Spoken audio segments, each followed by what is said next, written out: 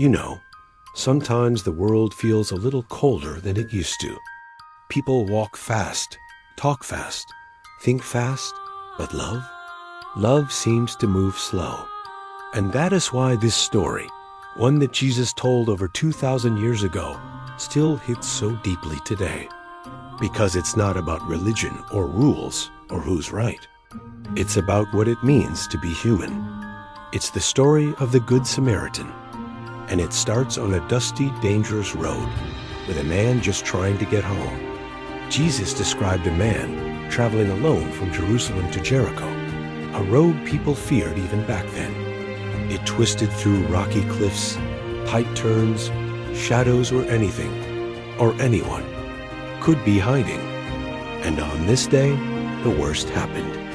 Thieves jumped him, beat him, left him bleeding, broken, barely conscious on the side of the road. No phone, no help coming, just silence and dust settling in the air. Time passes, we're not told how long, maybe minutes, maybe hours. Then footsteps. A man approaches, not just anyone, but a priest, a religious leader, someone everyone expected to help. You can almost imagine the injured man squinting through the pain, thinking, "Thank God, someone's here." But the priest slows down, looks, and then steps to the other side of the road. No words, no explanation, just distance. And that hurts a little, doesn't it? Because we've all had moments when help was close, but didn't come, when someone who should have cared walked past. More time passes. The sun gets hotter. The shadows get longer. Another man approaches. A Levite. Another respected figure. Another chance for rescue. He sees the injured man, slows down, and for a moment, maybe there's hope. But then, he too steps around and keeps going. Two people, both respected, both capable, both good on paper, chose safety over compassion. And the man on the ground? He's slipping in and out of consciousness, probably wondering if this is how his story ends. Then something unexpected happens. A third traveler appears in the distance, a Samaritan. Now, to Jesus' original audience, that word carried weight. Samaritans were outsiders, looked down on, avoided, mistrusted. So when Jesus said that a Samaritan came down the road, people listening probably thought, "Oh, this is about to get worse." But the Samaritan doesn't keep his distance. He doesn't judge. He doesn't hesitate. Jesus said, when he saw him, he was moved with compassion.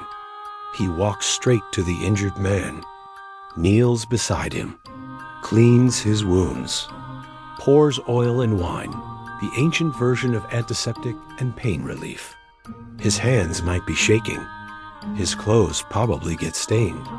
He risks being attacked himself. The thieves could still be nearby. But compassion doesn't check for danger first. It just moves. Most people would have stopped there, done the bare minimum, and moved on. But not this man.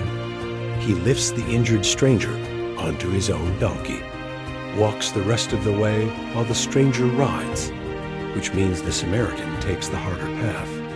And then he brings him to an inn, stays the whole night caring for him, and in the morning he takes out money, 2 days' wages, and hands it to the innkeeper. He says, "Take care of him, and whatever else you spend, I'll reimburse you when I return."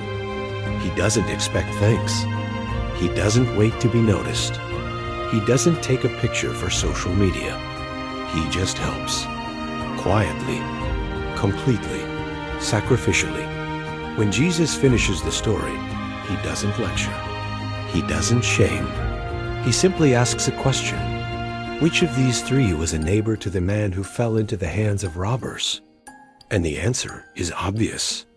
Even the expert who questioned Jesus knew it, the one who showed mercy. And Jesus said, "Go and do the same." The beauty of this story is that it still fits us, every generation, every age, every heart. Because truth is, we all walk roads filled with hurting people. Sometimes we're the one lying in the dirt, hoping someone won't pass by. Sometimes we're the priest or the Levite, too busy or afraid to get involved. And sometimes, on our best days, we're the Samaritan, stopping, caring, giving. But Jesus isn't just asking us to admire the Samaritan. He's inviting us to live like him, to notice people, to step toward the hurting, not away, to give when no one is watching, to love beyond our comfort.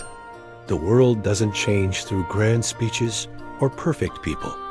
It changes through ordinary acts of mercy, ordinary kindness, ordinary moments when someone sees a need and says, "I won't walk past."